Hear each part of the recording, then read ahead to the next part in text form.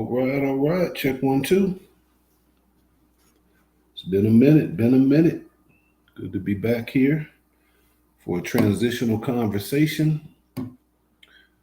Today's topic is J4 conversation returning to its roots. Hashtag Ask a Dad. What's going on, beautiful folks? Hope your Sunday is going well. I had a chance to spend some time with one of my seeds, my youngest son. His birthday is tomorrow, so we did our traditional fashion. Took him out to Adidas, let him get some kicks. And then we had some soul food and chopped it up about life. Very proud of that young man. A lot of Vanguard. What's good, brother? Good to see you. Hope all is well in your world. Appreciate you joining me here for what I'll call a transitional show. J4 Conversation returning to its roots. Oh my goodness, we got our day 1 and 2. Jill Went, Dr. Went, good to see you. Look so much forward to joining you in April to chop with the beautiful student athletes out there at Emory and Henry, of which I know you are already doing significant things. Yay, beautiful people. So today, y'all, I've been gone a little bit, and I've been gone because, I've been thinking, I've been self-evaluating, been thinking about the channel, and I think I'm going to make a pivot, y'all. I'm going to make a pivot. J4 Conversation has been something tremendously important in my life, particularly when we started with 2 sons and 2 fathers during the COVID time, where time was different, kind of locked in. But for the past year or so, schedules being as they are, folks are doing different things. And the old man here, AJ, the moderator, I have a different reality. Gene Boyd recently remarried, and he's living a life of honeymoon status. And JB3 is growing up and very much into his faith and student athlete status. And Elias, my son, is so busy in his leadership roles at the university and all the things that he has his hands in that it's just kind of me, solo dolo. And in that process, transitioning from the 4 of us, we pivoted to the biracial conversation. And that has been a wonderful time, y'all, for the 55-year-old double nickels man to reflect. My children are grown, at least in college, no longer in high school. And so I'm shifting this from a competencies conversation with our sons that then shifted into a biracial self-exploration along with a community of folks who are, fully immersed in this space. And I enjoy the empty nest dynamic of it, but I need to sort of rethink. I need to go back to my basics. And so today I just want to have a conversation with you all to one, say thank you. Thank you for opening my eyes. Thank you all for championing a new initiative. I call it a social anthropological experiment to observe the budding of a new distinction, a new attempt at culture for those who identify as 2 or more races, and then even more narrowly, Black, white, aka i.e. mulatto. And so today I just wanted to say thank you, give a little detail, and then invite you to join me should you have interest in my new page, which is called Ask a Dad, in which also to chronicle sort of things that I'm involved with on the speaker front, in the college athletics front, but also attempt to be a space, one of literally thousands of spaces where, young men coming of age, young ladies coming of age who had parent figures or perhaps who did it. The initial catalyst to this was that in the Black community, some 51% of our babies are born to single parent homes. And, that obviously means there's a gap. And so I think leveraging technology in a positive way, which is both co-complementary, right? It gives me relevancy, it gives me productivity. It allows me to brain dump, as a father of 6 kids who's had some success in that and of course some challenges and failures, but I want to be relevant in that space. And so that's kind of what I'm recentering myself back around. But I do want to say, hey, Al, how you doing? My best to you on your new channel direction. Appreciate you, brother. And if y'all are interested in joining me, I did drop the links there to the new channel. It has both A.J. Jones on it as well as eventually the name Ask a Dad will hopefully gain enough traction in the algorithm where it can stand unto itself. But I just want to say again, thank you, y'all. Y'all took a biracial kid by birth who has been black identifying. Y'all put me in my chair, man. So I had to reflect. I had to get in my thinking chair and think about something that prior to doing the white mothers and their black biracial sons conversation, and then the ensuing energy and inquiry and curiosity, particularly from a lot of Vanguard up front initially, and then followed by others, that I had to sort of accept a paradigm shift. You know, that my thinking, which was my thinking based upon my reality, this is not an apology. This is just had to sort of sit with a new generation and juxtapose that against my generation. And so it's been a joy, y'all. It's been a joy to reflect, to compare and to contrast the generations. I would think the seminal piece that kind of came out of that was, for me at least, in my own musings, was the 9 criteria. The 9 criteria was a sort of a layman's attempt to ask the question, can biracial people become their own distinct category? And I ultimately came up with 9 criteria that landed conclusively, not conclusively, but conclusively for me, that yes, it can become its own community. And I've always talked and cautioned about the how and the rollout of that. But despite that, whether it's smooth or bumpy or rocky, I do think that the numbers warrant consideration of its own distinction, and anchored in this. And this speaks to something that really caused much of my reflection. And I've always termed it as sort of confronting a cowardice in myself, y'all. And that cowardice is sort of the self reflective conclusion as to why I think biracial communities will form some sense of cohesion, some sense of common agenda, some sense of celebration, some sense of sort of biracial membership. You know, I hope that is contextualized within a beauty and a love for the maternal historical culture, which has been blackness. But it's this cowardice that folks in my era, born in 1968, to a French mother, Black Creole father, that as we were coming of age, we tended to suppress our mother's voices. We tended to have moments of embarrassment trying to navigate youth politics around identity, membership, play, ranking, hierarchy, all those kinds of things. And in that process, we sacrificed. We were children, and so this wasn't. We weren't cognitively fully developed, and many times we leaned towards identity preservation or group preservation at the expense of navigating home life and public life. And that's something that I think wasn't necessarily the best for our identity, to sort of live in one sense of self. You know, at home, you were obviously of two parents, if that was your arrangement. But in public, you know, we lived a different kind of experience.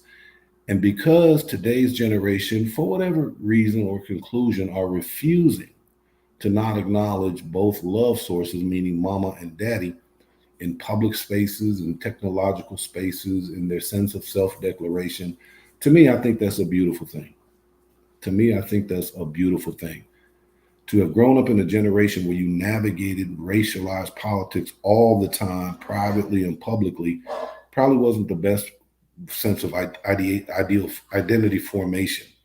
And so for today's group of sort of pioneers, right, or first line folks, and then there's always been conversations around color and race and biracial and multiracialness. I understand that, but it seems to have a certain kind of momentum in the modern era. It seems to have a certain kind of emerging credibility to it, right? It's still loose, it's still rugged in some instances, but because of the advent of technology and the way people can communicate, even though they don't know each other, and they can galvanize or argue around common themes, which is birth identity and their experiences and testimonies as they go through that, they have a sense of connection, right? And there's going to be nuance tied to that, no doubt.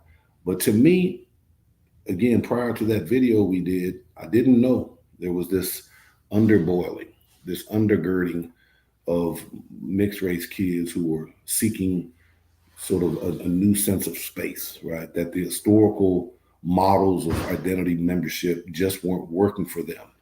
And it was more than just sort of youthful nuance and seeking group membership, that it was something a little bit more stinging, something a little bit more pervasive, something a little bit more long standing.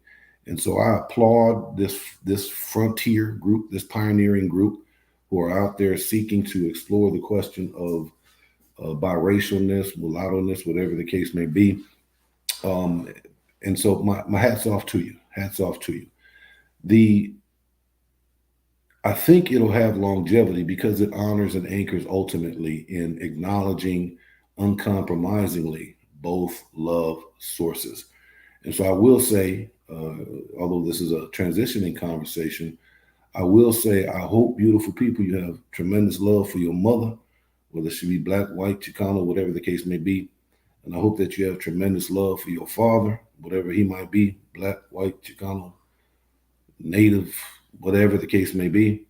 And that if you don't, if for some reason one of the parents wasn't there or you just bumped heads quite a bit, that you examine that as an intimate experience with an intimate love source who should have provided and guided for you from nothing but a space of love. And if there's tension there between either parental figure, that you self-examine that and isolate that to that particular parent. And hopefully there's opportunities for healing, conversation, reconciliation, but that we don't then extrapolate experiences based upon racial nuances as an indicator or an indictment upon a broader cultural community. So hats off to you, y'all. I will say this, in my navigating race in 1975 or 1985, whatever the case may be, the one thing that the pressure of the time taught me, although I could have stood above it, I wasn't courageous in that part, didn't have that foresight even, is that I negated or I neglected half of myself, right? That's another reason why I think this movement has some legitimacy, because it's acknowledging both. But in my process, y'all, I gave up language. There was a time where I knew French enough to navigate France on my own. I knew Italy enough to navigate Italy on my own, at least the town that I lived in. When I came back to the United States, I sort of rejected language, or I rejected any markers of something other than seeking Black membership, right? And so in that process, and there's some nuance tied to family in that, there's I disconnected from aunts and uncles and disconnected from cousins. We've reunited since then, but it was more of a how you doing on Facebook Live or whatever the case may be, but not an immersed life that had equal footing in Blackness and equal footing in a part of Europe known as France. And so a part of that was lost. A part of that was lost largely due to biracial navigation in an immediate post civil rights era where race was talked about differently. Young people seeking community and space navigated differently. So hats off to young people today who were born probably in one generation from myself. A generation is about 25 years, 68, whatever the math is, 90, something like that. And you all grown up in a different kind of world, and you're not following traditional models, as you should not. As you should not. But having said that, a part of while I'm transitioning is because I'm in the space. I try to deal with data sets, and I think I've exhausted that. And then I tried to deal with parenting, and I was narrowing it down to biracial Black kids. I'm going to broaden it up to parenting at large. But I also asked myself, and I've answered the question, I'm going to move and continue to move in this beautiful life, as blessed as it is, Black identifying. And so in many ways, as I always tell the older generation, sometimes you just got to get the hell out of the way and let the beautiful people do their thing. All right. Let's see. Mulatto says, I'll continue to explore the 9 criteria. Mulatto, you are more than welcome to reach out if you want me to expand upon any of them, but let the public YouTube streets know the 9 criteria are now under the proprietorship of Mulatto Vanguard. I'm the origin of it. Give me a shout out every now and then if you process it. But brother, the 9 criteria are now yours. You can make them 7. You can make them 17. I don't have any issue with that.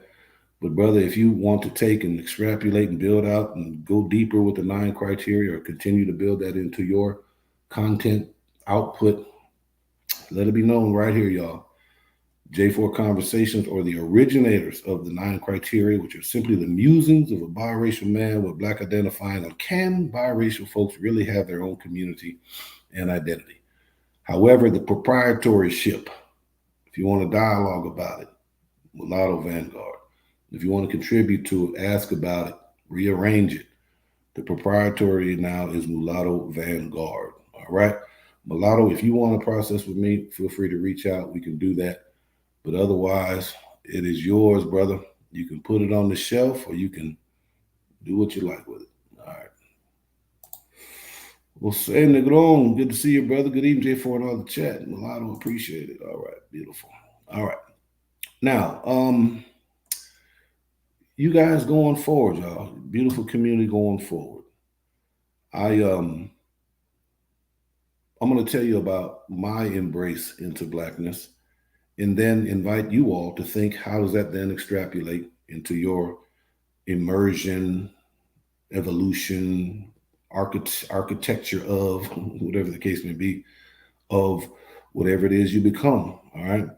But Blackness for me gave me a community. 16-year-old kid, biracial, parents recently divorced, went to live with my dad. He had a Black Renaissance. I was sitting at the feet.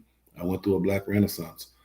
I was tired of living in the proverbial gray, and I decided the summer before college that I was not going to live any longer half in, half out, which really meant nowhere, and that I was going to live now 100% in a community. And for me, that was the Black community. And it created a sense of social outlets, relationship resources, fun times, laughter, parties, conversation topics, right, that anchored in a Blackness, which was consistent at the time, 1986, when I started college, of which the question is, how are you living a life relevant to Blackness was a very dominant theme in music, a very dominant theme in pop culture, in movies and cinema. And then as many folks in my era, when we were introduced to college, we also then had reading lists that we were invited to read, among them King, Malcolm, Baldwin, Zora Neale Hurston, and countless others. And so the community was both physical, but it was also psychological. And so any community, mulatto, biracial, whatever the case may be, multi-generationally mixed, you need a physical community, right? But you also need a psychological community. And historically, that's what it did for me. It also gave me a purpose. It also gave me purpose, y'all. Meaning that when I ask myself, what do I want to do with my life, right? I always have this compulsion to try to be relevant. I never watched TV. I never watched sports coming of age, although I work in sports right now, because I couldn't see 3 hours of nothing that benefited me personally go by. And so I've always had this in-out relationship with television, or i.e. things that consume my time, but they weren't productive. Meaning I couldn't use them, the content, or I couldn't use what I was exposed to for future benefit. That's why all my reading is fiction, nonfiction, mostly biography, because I need to have truth or facts or historical context so that I can interweave it into speeches. And so I always had a hard time delving and devoting time into things that just I didn't think had further application. And so I say all that to say is that being a part of a Black community gave me purpose, meaning how do you live a life with your actions that seeks to improve the conditions of the community in which you're a member of. You can extrapolate this. That's a part of the research piece of the 9 criteria, is that if you want to get beyond just banner conversation and physical proximity, you then, it can be helped if you are have a direction for your work, a direction for your service, a direction for your life lived, a direction for how you expend your energy, how you expend your financial resources, right? And so in the Black community, there's ample data sets where the Black community finds themselves problematically on the lower end. And so there's always work to do. There's always work to do. And in the work, you can also find personal purpose, how you devote your personal time. Or in the case of myself, I picked a career pathway that I also could remain in close proximity to people of color, first generation college students, and I could shift my work to be relevant to what I consider a part of the community and the culture, and that is to be a part of an ancestral continuation, to be a part of an ancestral continuation, meaning I understood what four generations of Black folks were doing. I understand what three generations ago what Black folks were doing. I understand two generations. I understood my generation. And when I was providing mentorship and counsel to the generation younger than me, one or two generations younger than me, I could tell them, hey, if you're trying to figure out a life lived of purpose, look at what is your passion, look at the data set to see where there's areas worth praise and where there's areas that require work. And then you can devote your personal time or your professional life or your philanthropy to do that work. And so Blackness was solidified. It had enough congruency, enough cohesiveness to it to where I could feel a part of ancestral continuation. In the biracial space, you're half white, you're half Black, right? In Blackness, it's highly communal. It's historically communal, right? One of the earlier videos where are you going to take communalism with you, which is a part of ancestral continuity, or are you going to just take more of a white leaning, which is individualistically minded, right? Which does not necessarily have a connection to cultural ancestral. It has a connection to familial ancestral. But these were all things that benefited me. And so, beautiful family, this is where I'm going to stay. I'm going to stay within a Black space. I'm going to stay and continue work that's been familiar and comfortable for me. And I'm going to shift that a bit, more broader in terms of channel navigation and understanding. There's many lessons I've learned here launching J4, and I'm going to apply those in the new environment. And I'm going to contextualize it within male themes and father themes and the like. And so I want to thank you all for giving me this moment of self-reflection, self-analysis, self-examination. And I'm hoping that what the lessons I've learned from y'all will be a part of what I'm able to sort of share outwardly in the new environment. Again, not expertise, not professed expertise, but simply life lived and a sounding board for those who may have interest. All right, let me check some things out, and then I'll close her up. I appreciate you sharing your story. The generational nuance is a critical factor, right? And again, if you all are interested in going over to that page, supporting it, understanding what its direction is, I just dropped the link over there. There's nothing on it, but I'll be getting things going there. Congrats, AJ. Thank you for the work you did in J4. Yeah, it had a moment in time. It had a season. It had a season. And it brought me closer to my son, brought Gene closer to his son. It brought Gene and I closer to each other. And it was fun, the dad theme topics and then the biracial theme topics. It's raw. It's raw out there. That's a subject matter that's very raw. In fact, it's almost too raw for me. It's almost too raw for me. So I need to go back into a comfort, more of a something in my own lane, right? I've raised 6 of them. Deserves some pats on the back and some knocks to the head. All right, beautiful family. Now let me just say this. As you all continue in your journey in the biracial space, continue to please be grounded in love for both love sources, y'all. Let that be your anchor, right? If for some reason one of them love sources you just got some animosity and frustration towards, I understand. I had it with my mother. I understand. But hey, put that in a one-to-one environment and be very careful, y'all. Please, just my little encouragement, just to be mindful how you talk about collective groups, right? How you feed into stereotypes, how you when you speak about a person, does that then envelope up, umbrella up as saying something about an entire people? I would caution that, y'all. And just anchor yourself in a grounded love for both your love sources. And then to exit as gracefully as possible, hopefully doing that as a transition, a metaphorical baton handoff, and not a ripping apart, not a civil war kind of dynamic. Uh, I know there's attack. I know that can be personally frustrating, right? But how something ends, y'all, is inherently tied to how it begins. How something ends is inherently tied to how it begins. If it begins angrily, if it begins in sort of internet war, if it begins in highly contested interactions, then that's going to perpetually be a part of how it progresses. But if it ends with clarity of purpose, if it transitions with an articulation of why, if it ends in a way that results in both mama and mama's representation and daddy's historical representation with some kind of understanding or head nod or acquiesce because a younger generation is speaking its truth, then that's sort of an exit grace, a graceful exit.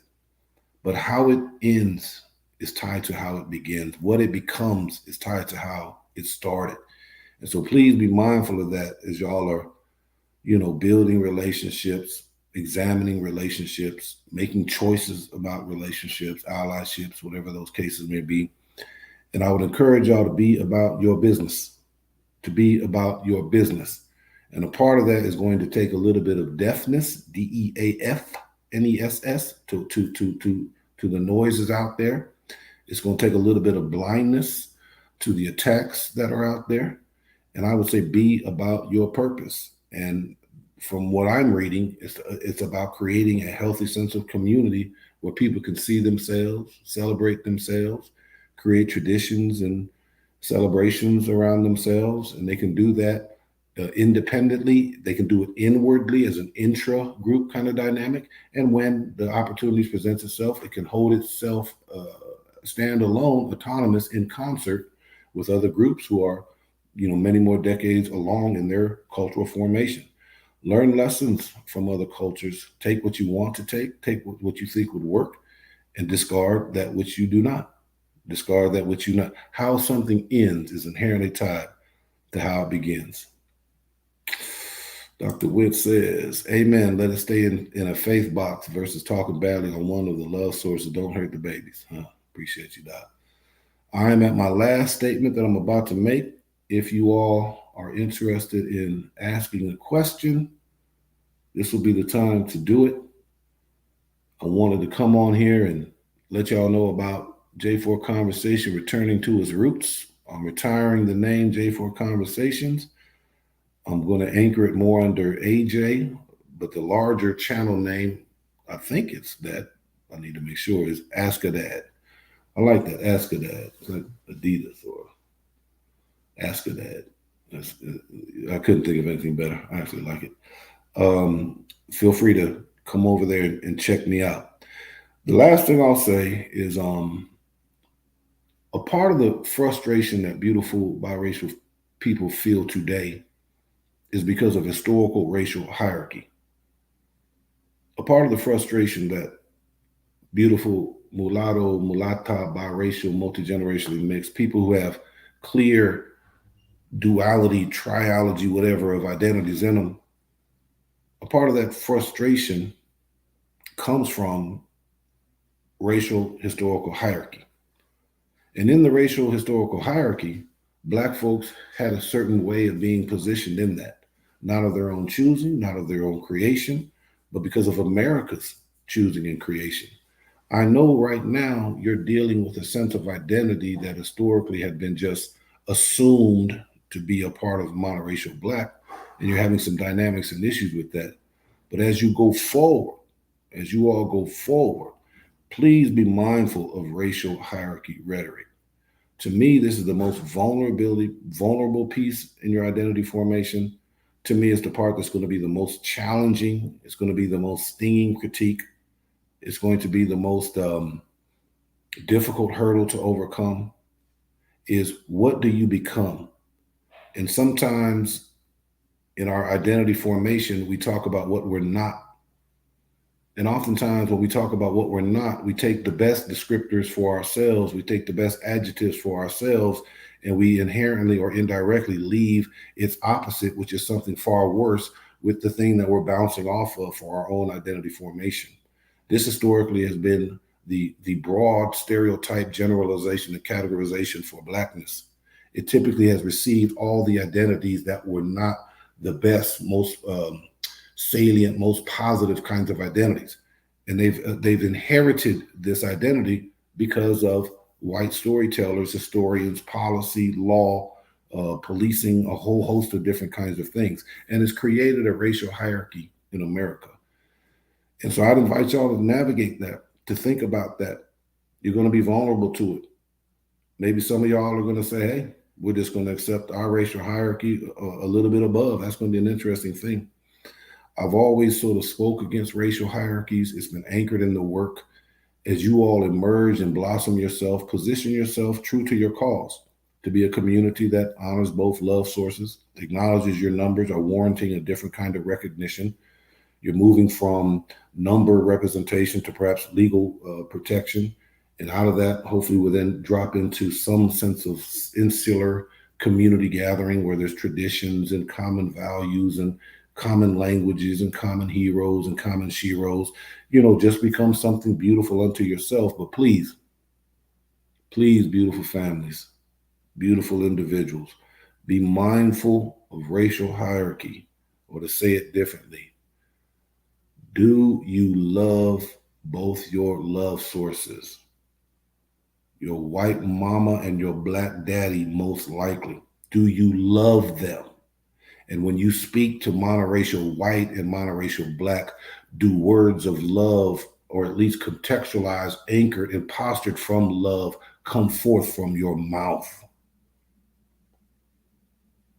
Or is it something different? Something echoing of historical white racist voices? Something that echoes of an anti-blackness? Something that rhymes with 1960 rhetoric, 1970 rhetoric, 1980 rhetoric, 1990 rhetoric. Oh no, beautiful fam. Much respect for what you're doing. Just a couple of words of consideration. If you want to come over and support the old man as I continue to vibe in the male space, parenting space, parent to parent, parent to young person, you're more than welcome. You're more than welcome. Again, it's been truly, truly self-reflecting. It's been a moment of pause. I had to go sit down, y'all. I had to go sit down and play with the material, examine the material, touch the material, come to some conclusions. And my conclusions are ultimately this: you're going to become something distinct. I think you already are making that level of pronouncement. You're going to become something distinct. What you become, I hope it results in healthy babies who grow up to be beautiful, independent individuals who can govern a life of their own creation, which ultimately I think is the purpose of a parent. And biracial folks have a unique way of navigating through that. And I hope whatever it becomes is positive. And if it is positive, it's because of the pioneers. It's because of the modern day pioneers, some of y'all listening in. But if it's bullshit, y'all, if it becomes bullshit, y'all, pioneers, you also have to take that weight. All right, beautiful fam. I think I said what I wanted to say. This will be the chance for any last comments or questions. Dr. Went, I appreciate you. I appreciate you. I appreciate you. Uncommon Sense with Jose Negron. Thank you for popping in, brother. Appreciate it. Let me see who else. Al Show, thank you so much. Truly appreciate you. And then Mulatto Vanguard, man. Hey, appreciate you, brother. Appreciate you enlightening me, turning me on to adjectives and acronyms and proper vocabulary for the space. I admire your passion for the subject matter. And by way of thank you, the 9 criteria are yours, brother. The 9 criteria are yours. On that note, beautiful family, to say it one last time, on behalf of J4 Conversations, love, love, love. We out.